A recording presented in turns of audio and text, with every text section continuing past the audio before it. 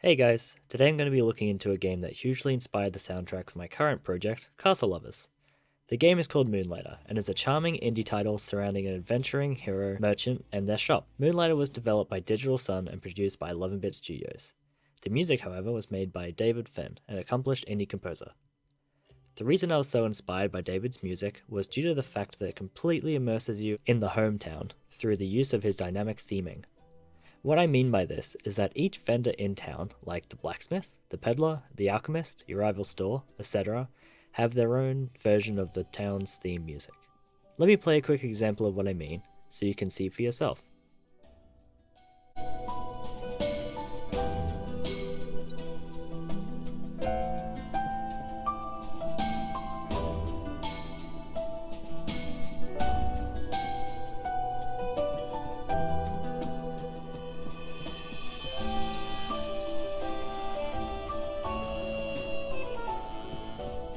As you can see and hear, the separate instrument choices changed depending on where you were.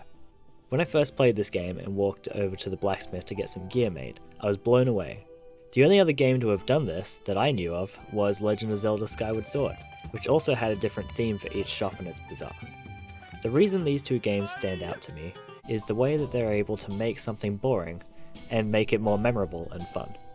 Going back to town in any video game to shop and repair your gear, or to see what resources you need to upgrade that sword of yours, is a real chore. You're constantly going back to town in games to do this, do grocery shopping or something.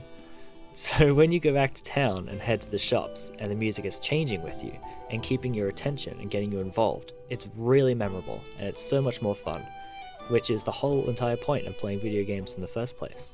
Let me give you an example. I remember playing a game called Hyper Light Drifter, and it is a great game. It's super memorable and has some amazing sound design. But listen to the home theme and see how much it misses compared to the Moonlighter town theme.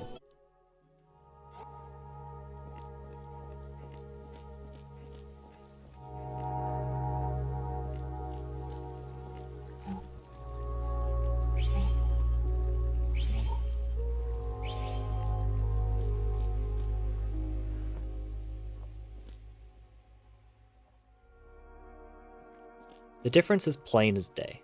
I understand that these are two very different games with very different feels, but even having a slightly evolving soundtrack when in town, it does wonders for keeping your players entertained, while doing mundane activities like upgrading your equipment and shopping. So let's see how much Moonlighter's charm is lost if they just had the one theme for town.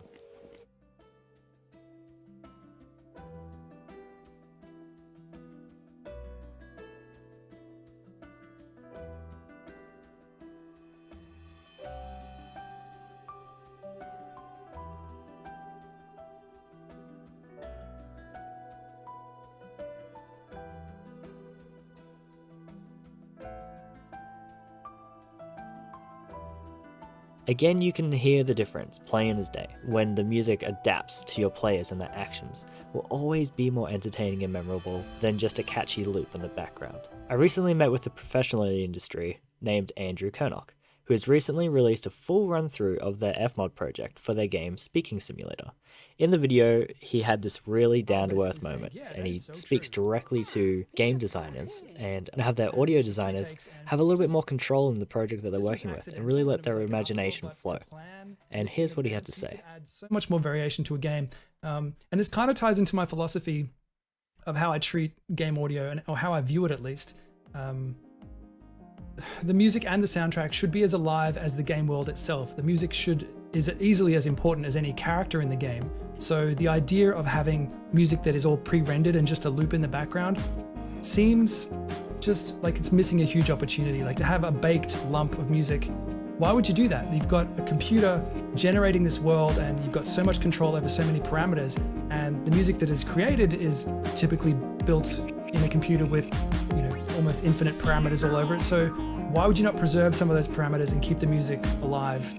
You can do that with these kinds of programs. Please, if you want audio people to be able to use their skill set and really contribute to your project, it makes sense to use something like Fmod. It really does. After seeing this video and playing these cool games, and seeing the way that other people have done adaptive audio and music, I decided to have my own little hand at trying to make my music a little bit more memorable for games. So if you want to check out how I made that, go see my Little F mod tutorial video where I walk you through how I made the music for Castle Lovers. I was really proud of it, and I was really happy that I finally made something that was a little bit more memorable rather than just having, like Andrew said, a single baked track playing in the background. Anyway, thank you so much for watching. I hope you got something out of this video. I know I definitely did. And yeah, I'll see you again soon. Bye.